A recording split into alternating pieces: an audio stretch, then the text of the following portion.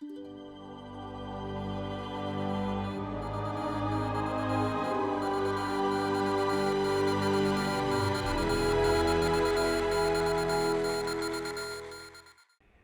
opinions expressed in the following program are those of the producer and not necessarily those of WKTV Community Media.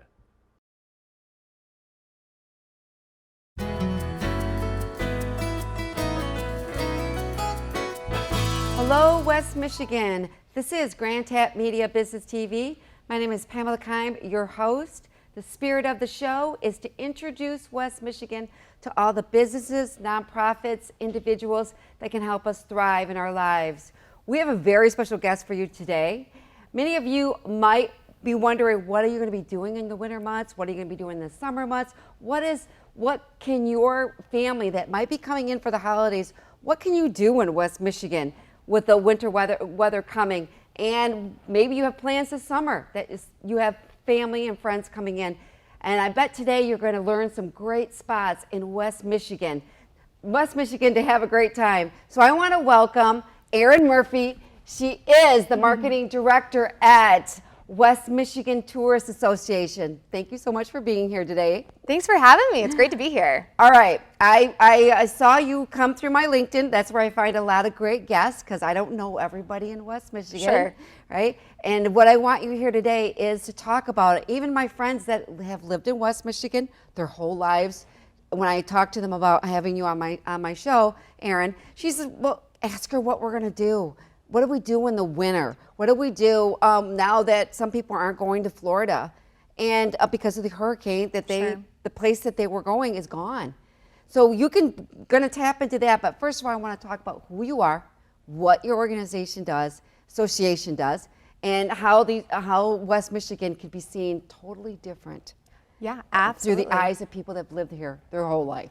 For sure. Yes, I know that's kind of the hardest part sometimes is, you've lived here your entire life. That's been me. I've lived in the West Michigan area my whole life. And where'd you grow up? I grew up in the Grand Rapids area, and then I went to Hope for college. So not too far, still stuck around. Yes. But yeah, you go to your favorite spots and you visit them over and over, and they're great you know spots, them. of course, and they're right? wonderful. But sometimes it's hard to figure out, if I want to try something new, what's a good restaurant, or where's even a hotel for a staycation or an activity, that sort of thing. So that's what we at the West Michigan Tourist Association love to do. We want to help people, number one, who are from out of state that want to learn about who we are, what we do, explore West Michigan, but also people who it's their backyard and it's their home and they want to learn a little bit about where are some new places to try and explore, and even bring family, like you're saying as well. All right, so you're talking West Michigan. Can you define to the audience how far up and how far down that you mean with West Michigan? Sure, absolutely. So we're a little bit generous with West Michigan, but we consider on the hand, kind of if you cut the state in half, everything to the west that way. So even a little bit of Lansing, we go all the way with the border of Indiana, all the way up, and even including the UP as well too. I don't have the hand for that one, but yeah, really. But yep, so we kind of cover a lot of territory, and there's obviously within that region, there's some bigger cities, there's some small towns, rural areas, lots of diversity in that area and a lot of places to explore. And now, since everybody knows, since the shutdown and people getting in, how is tourists doing in West Michigan? I know many people have told me that just got back from Traverse City, it was packed. And the winery, there was like lines. And I'm like, so how's it going? Yeah, absolutely. So of course there was a little bit of a drop, obviously, when there was no tourism, there was nothing, no one could go anywhere, of course, starting in March. And as the summer came of 2020, it started to pick back up. And I think that especially, this year for sure, we saw a huge resurgence in people wanting to just get out and explore. We saw some of it in 2021, but really starting this year. And so people want to use their time off that they had saved that they didn't use a couple years ago. People are wanting to get out, see different areas, and especially even now, gas prices rising. People wanted to explore without necessarily having to get on a plane or travel very far. And so tourism's really been booming in the West Michigan area, really throughout the entire state. And tourism is actually the second largest industry in the state of Michigan. So people have a hard time. I was on I interviewed the lady from the Tulip Festival. Yeah. All right, and they were celebrating, I forgot, I don't think it was 90 years back in the day, and I was amazed at the amount of money the Tulip Festival brought to you know, the areas and hotels. I mean, it was millions and millions of dollars. And I kind of knew that, but I didn't realize the extent of how much and what an impact. I mean, you probably, you know, tell people to go to the Tulip Festival all the time, right? When they call you out. Absolutely, yeah. And you know, a lot of people think of it as just summer tourism and travel, right? You know, it's the warmer weather, we've got the beaches, there's so much to do. Even kind of the ski travel, you know, ski and snowboarding, all of that happens in the winter months, that still does make quite an impact in the overall revenue of travel and tourism in the state of Michigan. So I mean, I don't keep track of my children. I will tell you, my kids are all gone and moved on to other states. But they were huge snowboarders. So I used to be able to keep in the loop of the winter months. Sure. I'm not particularly enjoy the winter months anymore. January and February, I'm telling you, Erin, are like brutal. They're rough. They're rough. But them, I live kind of vicariously through their activity of snowboarding. So they, you know, they went up to Shush Mountain and things like that. How's the snow coming down for them? Are they thriving? Canonsburg? I'm not in that. Yeah, absolutely. There's still definitely been, you know, especially up north, like the Petoskey area, there's Boyne Mountain, Shush Mountain as well. Those Crystal are still Mountain, doing, yeah, right? absolutely. Yeah. Those all do really well.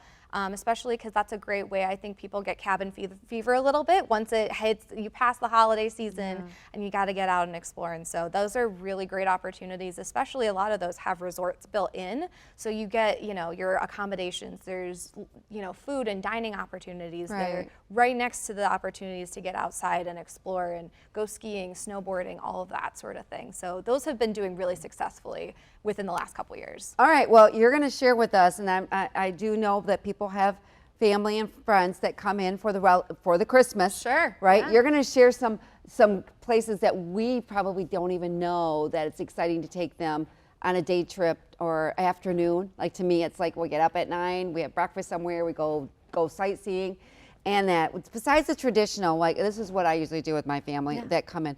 First of all, I plan it in the summer.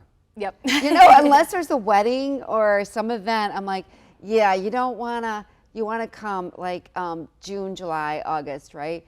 I go, we can at least, and I give them the activities, right? We can go to the beach, we can go, you know, up north, we can go to the Mackinac Island, something if they're coming from California or, you know, something like that.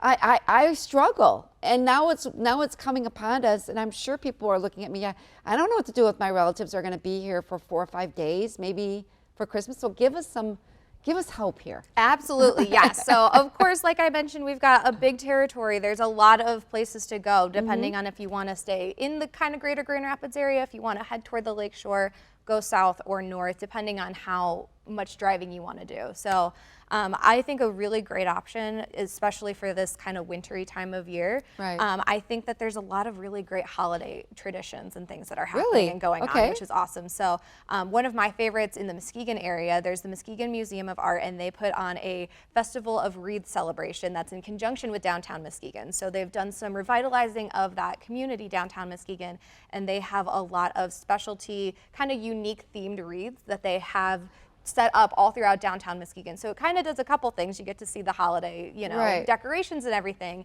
but you also then get to explore a downtown community, hop into restaurants if you want to grab a drink somewhere, if you want to go shopping, you get to do all of those things rolled up together. So I have friends that live in Muskegon, and it's just, I didn't realize it's such a beautiful, you know, I grew up here in Wyoming, right? And Muskegon with the paper factory, you might not remember that, or you might have heard of that, but it was not something that my parents, you know, we went to Grand Haven if we went to the beach, we went to Holland.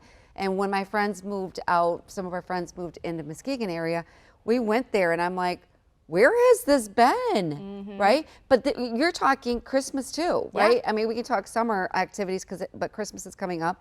Really, they have a lot of cool things to do for the holidays. They do, absolutely. And really just in general, I think that's been an awesome thing to see as a result of the pandemic. Obviously, it slowed people down, it slowed traffic in, and it was difficult in terms of revenue, but I do think it gave a lot of events and businesses and locations opportunity to kind of be creative and come up with new ideas for different events, different promotions, different opportunities for people to go and explore. Right. So even in thinking about, the greater Grand Rapids area, if you've been to, people have been to the Van Andel Museum, or if you've been to different places before, those are great to do, but you can go back, there's new exhibits, there's new things that they've tried to revitalize those areas. And so it's definitely, just because you've been once is not, there's a lot more to see and explore. When people call your association, now that I know about you, definitely we'll give this to other people that have friends coming in. What are they asking? If they live in, let's just say they live in Hudsonville, Jenison, like I grew up Granville, we live in Ada. Yep. Now, what are they asking you when they come? It's like, where can we? Yeah, I think a lot of it is people are looking for a little bit budget conscious ideas, things that are a little bit more inexpensive of options, what deals are going on, if there's lodging specials that are happening through different seasons to get away and save a little bit of money still while you're doing it. So I think that's a big one. I think people are really looking for stuff to do with kids, especially during the breaks, oh my gosh, yes. Holiday breaks, or even just like on a weekend or whatever it may be. I think those are things that people are really looking to organizations like ours to come up with those creative ideas, because it can be tough. Like, you said you go to your spots you've been to year after year, but even just taking the kids somewhere new and getting them to run around, explore, be creative, those sorts of things. And you are the marketing director. Does that mean you have a whole staff? What do you have behind you? Yes. Are you it? Because I've done that. I've been, when people are just, well, how do you share this? Sure. With other West Michigans. Absolutely, yeah. So we're an organization that we've been around for over 105 years, promoting the West Michigan area. Yeah, he was saying that. Yep, we've been around for a really long time, but our bread and butter is we just want to promote travel in West Michigan. We want to promote all of the smaller organizations, events, all of those sorts of things, and get the word out to share what a really special piece of the world that we have. We do. We just don't want a lot of people to come and. Sure. Yes and no. There's always a yes or no. You're always like, yes, we're really, really great community, because a lot of people, I will say, years ago when I used to go out beyond Michigan, and I would say, live in Michigan, she's like, oh, you live in Detroit? It didn't have the best reputation at that time. It's come way back from then, but and I would say, well, there's so much more to see to Michigan than that. Absolutely. And what you're seeing from the media or crime, you know what I'm saying? Sure. They're listed. And I thought to myself, wow, and I do the same thing sometimes when I go to people. It's like, oh, you think of a bad area. But, do people come here and I'm like, okay, we're here with family. We want to snowmobile. Is that still a vital, are we getting enough snow this part, or are we looking UP to get that? Yeah. People come here because they want to do that. It's kind of like being on the water, but they're on the snow. Yeah, absolutely. So we've been around for this long, and we, promote all sorts of opportunities and things like that. Snowmobiling, we still get plenty of snow, especially closer to the lakeshore and into the UP. But yeah, we just, that's what we love to do as an organization. We love to promote. So you go into companies. How are you? I'm jumping here, but yeah, no, you're good. But what do you do? Is like, are you sitting at events? What do you sponsor certain things? How are you guys getting your business out? Yeah, so we're made up of a team of about 8 to 10 individuals. We work together just to promote the area, and so we are a partnership-based organization. Okay. So we've got about 700 to 800 different partners throughout our territory, and they can be everything from a hotel partner, different restaurants and dining experiences, even like seasonal events and places to go, like Robinette's, I think of. It's a little bit more of a fall destination. Right. Summer events and festivals, just kind of promoting them. And so we kind of just work with them and say, who are you trying to get your word out to? What is kind of the goal? Is it general promotion, just getting people in the door? Is it ticket sales? Is it what's kind of your motivation, and how can we help get the word out best about you to promote to the people that check us out on our website and our social media pages, and just do you guys put out like a blog? Do you put a monthly newsletter out for information? Absolutely. How do you do that? Yeah, so we've got our website that's kind of got all information, mainly living on their evergreen information on there. So anything from holiday events. So we've got a holiday gift guide we're putting together right now with fun ideas for family. Really? That's nice. Yep, we've got like Christmas ideas and Santa sightings. We've got all sorts of stuff on there, and even kind of those evergreen topics like where can you go with your kids? Where can you go to save a little bit of money? And so where can you we've go got all for it's only those- an hour away or Yes. 2 hours? People ask you questions like that. Absolutely, We don't want to yep. go, 3 hours. 3 hours in the car with the kids is not a good idea. Exactly. But where can we go for a day trip, like you mentioned? Yep. Like an hour away. Yeah, And yeah. what's something new we haven't seen? Sure. And they can find that information on you. What do you think that when people that we've lived here, okay, our whole lives, what do you think that you've learned, maybe taking this position, that you had no idea that this was in West Michigan? Yeah, I think there's been a lot of things. I mean, growing up in the greater Grand Rapids area, I've kind of been pretty familiar with, downtown. I've gone to events at Van Andel Arena. I've gone to Frederick Meyer Gardens. I've done a lot of those sorts of things. I don't think I've understood the breadth and kind of how many opportunities some of those places that I've been to year after year have been. Okay. But even just going an hour outside, I had never, until the last year, even gone as far as like Battle Creek and kind of explored what's in that area, Binder Park Zoo and the I hear that's a pretty Portage nice area. zoo. It's beautiful, yeah, it's Yes. wonderful, and even like the Air Zoo for people who love airplanes and flight and all of the history that's there. Right. I think a lot of taking this position has opened my eyes to a lot of those types of organizations and opportunities, which has been really fun to get to explore. Well, I think too, when I've traveled, and may not extensively, but I always notice that whenever there's a story behind a destination. Yeah. Like a big story. Do you guys find that when you're helping people, like kind of, they may go to you and say, how do we promote this more so people will come see us? What do you exactly, could you help them do that to get their name out there, right? Yeah. What would you start with, why would somebody want to come out here? Well, it's because it was the battlefield, like Bowen's Mill. I don't know if you know that. That's out in Gun Lake. It was a battlefield, I think, in the War of 1812. Wow. And I lived down the street from it, not when I was years ago, but and they would have the reenactment of it. Yeah. And so they did that once a year. And so then, all the kind of the local people, they get there, all their costumes. It was kind of cute. Yeah. It was kind of cool. And I didn't know that.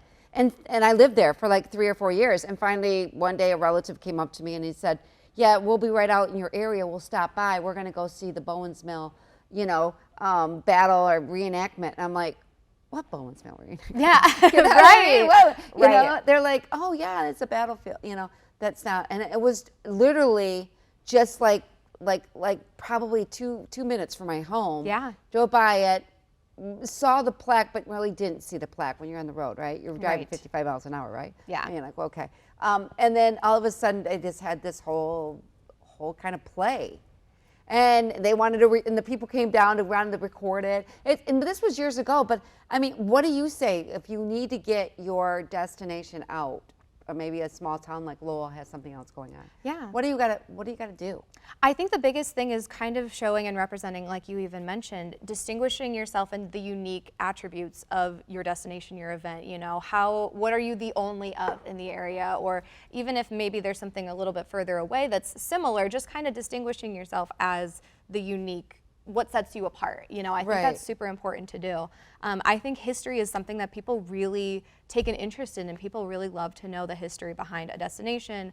If there's been something amazing that's happened there, if a president has been there, whatever it is, I think Right. telling those stories, I think people really resonate with, and it creates that desire a little bit that's going to say, oh, I want to go, check that out and see that for myself. And I think that helps to kind of build that awareness and make people that much more eager to actually pay a visit and swing by a destination. Well, I will tell you, everybody wants to feel pride for their state. Yeah. That they grew up and their kids grew up, and you've spent your whole life here. Why? Okay, and sometimes it's difficult to share. We have the Great Lakes and we go through that. But I was once, and I want to ask you if anything is like this in West Michigan, and maybe that inspires somebody to do this, but I was in Savannah years ago, and it's a cute little, it's a historical town, right, area. Well, anyways, they have these courtyards throughout Savannah, And it was the most fascinating thing. As we went through the courtyards, each one, and they were quite a way, so you had to walk, so you got your exercise, and it was along the river. And you went through these courtyards, and they had a historical event, like they had a statue of some sort, historical, and it also had what impact that person, that event did touch all the other states. Like we found out, well, we got a lot of the things that we use today. I started, and I was just at all, and I've never stopped talking to my husband about, you need to go. You would really like this, because he's a history buff. Is there anything like with Michigan where you can go, like, you know, what historic, that we bring our value, what we've done to contribute to the United States and its success, besides everybody knows the car industry and stuff like that. We all did that, but there's got to be other things that Michigan did that absolutely. touched the world or touched our country. Well, even, I know you said not the car industry, but I thought of a car one. Yeah, but we did the furniture. Yep. I mean, there's still a lot of things to see when we were the furniture empire of the world at one time. Yeah. In Michigan. And I was wondering too, up in the UP, people would talk about going to those old historic iron towns. Are they still out there? Absolutely. We can still do that. Yeah, there still is. There's a lot in the UP of those iron towns, and just the UP is a really unique and special place just because there's so many different things. You can get that history and you can learn and explore all of that history itself, and then, you know, explore just the natural beauty that's up there. I mean, it's just outstanding. And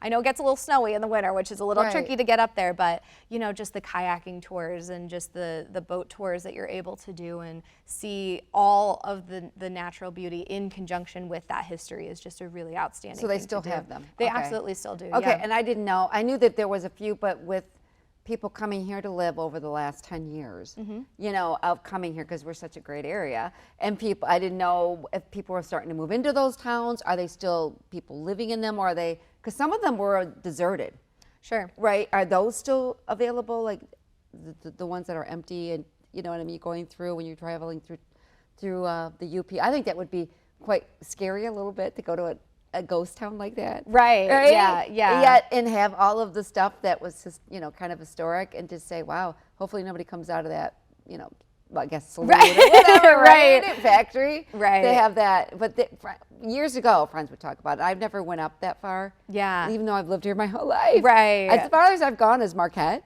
Yeah. And, you know, I went to the Sulaks. You know, and I will share with you real quickly, with the Sulaks, I've been there many times and brought my kids and whatever, and big deal. But I'm part of the Commanders Club of West Michigan. They had, we were talking about possible terrorist attack, what we should do if it got, well, anyways, he shared that the Sulaks, if a terrorist attacked that and shut that down, he said our shelves would be pretty much empty in 2 weeks. And he was showing how much goes through there. Yeah. Well, the next time I saw that thing, I just had all this pride in myself that we were able to contribute Yeah. Absolutely. that much to the United States, the food that goes through there and gets delivered. And I was just like, I had no idea. Yeah. Like you mentioned. Yeah. The importance of knowing the history of why something is what it is, like the Tulip Festival. Right? Yeah, absolutely. And even kind of like you're saying, you know, like all along the lakeshore, there's really some awesome places, you know, even I think of like lighthouses that have the history and talk about, you know, the contribution that our Lake Michigan has had, you know, for our community and fresh for the water entire state. For the rest. Absolutely. And when you can see it when you're in space, you look down and it's like, there we are. Exactly. You know, it's incredible. Okay, we're going to be, we have a few minutes left, but I want you, I know you have a lot of stuff going on, so I'm talking to West Michigan. What's coming up? I know you shared a lot for the holidays, and what can they look forward to, maybe some coming up spring break, spring activities, and maybe the people like us that there aren't going to be snowbirds out there, Yeah, you know? absolutely. So yeah, so I think one of the big things is for sure, you know, I would definitely say still get out and still travel and explore, take advantage of long weekends and, you know, take a Friday off and really just pop into museums or, you know, even just if you're in Grand Rapids, even just like book a hotel in downtown Grand Rapids and just get to contribute to the tourism industry. Right. It really does pay off and help so many other elements and facets of our communities, and is just a really awesome opportunity to get to do. And of course, it's just fun. It's just good fun to have. And Well, I'll get give to you do a good that. tip that you could probably use in the future if you're ever talking to somebody. My husband and I, before the Great American Shutdown, Sure. as what happened, we used to go down, because I'm a big Hallmark Christmas fan. All right, so I wanted to have that experience, but how do you have that experience? And so my husband's like, okay, we're going to book a hotel downtown. We did it, I think it was the Amway or the JW, for the weekend. And we're going to walk around and pretend like we're tourists. Yeah. And we did that for like 2 or 3 years before everything happened down there. But anyways, we'd go down and we would walk into coffee shops, and we went to all of these, they had the olive oil little shops. Because you Yeah. never, when you're in cars going from destinations, concerts, you really don't walk downtown. Sure. Unless you're young and you have time to kill, which most of us don't. You know, but we were going to all these little shops, all these little boutiques. We sat in the coffee shop, met people, and we would tell them we were tourists, and of course they were happy. I'm like, oh my God, where are you from? And we'd say, oh, Ada. You Yeah. know, and they would laugh, and they're like, and then we would tell them what we did. We were there Yeah. for the Christmas lighting. That was the weekend we'd go. Yeah. Right? It was so magical downtown that we had such a wonderful time, and I would highly recommend, if you have the time to do that, maybe pretending and Yeah. see Grand Rapids downtown in a different world. Yeah. By being a guest downtown. Right, and even kind of going, if you feel a little bit adventurous and want to drive a little bit outside of that, I think northern Michigan and even some parts, along the border with Indiana are great spots. Well, maybe Lowell, Exactly. Rockford, Yeah, they're further great up. spots to book a hotel and then just explore downtown. Very similar, like your own Hallmark story, and that can happen any time of year, really. You know, it's even only if what you want it to be, right? Exactly, and there's Yeah. still great opportunity to do that even in the uglier months, of January, February, and so there's definitely great opportunity. It is tough a little bit. Some places are still short-staffed, and so I always am one to advocate I do for just take that into kindness and consideration. patience, and booking ahead always helps for sure with that. But there's just lots of places to explore. Our website has great information yeah? on that. Let's share that. Yep, so WMTA.org has great information. We cycle out the material that we highlight each month on our website. We also send out a newsletter, and so newsletter people are the first that get the latest and greatest information and editorial topics, giveaway information to help you kickstart your destination getaway, that sort of thing, all found there. And then our social media pages give you the daily updates and travel inspiration too, which is awesome. You do have like the festivals, anything that's going on, where people are like, you know what, unexpected guests are going to spend the night. You know what I'm saying? Yeah. I would probably go to your website. Is there anything? Is there a play we can do? Can we go? You get this, right? Absolutely. And we've you got want them to have a great time, right? Yeah, we've got a great event calendar too on our website, so you can search by day, search by region, city, community, to kind of even tailor your results a little bit more as well, to help you find the exact thing to do. Well, thank you so much, Erin. Thank you so being much here for having today. me. Appreciate it. So, West Michigan Tourist Association, check them out. If you have family coming in this Christmas, like she said, or just they want to pop in and they only want to spend, a day with you. Maybe you have a great restaurant that you would like them to take them to, and you'll be able to find that information on your website, right? Absolutely. Or at least call you up and say, any suggestions, right? Yep, our staff loves to do that. We love to give suggestions and help people plan their next great adventure. All right, this is Pamela Keim from GRTV Media, and we will catch you next week. Take care, everyone.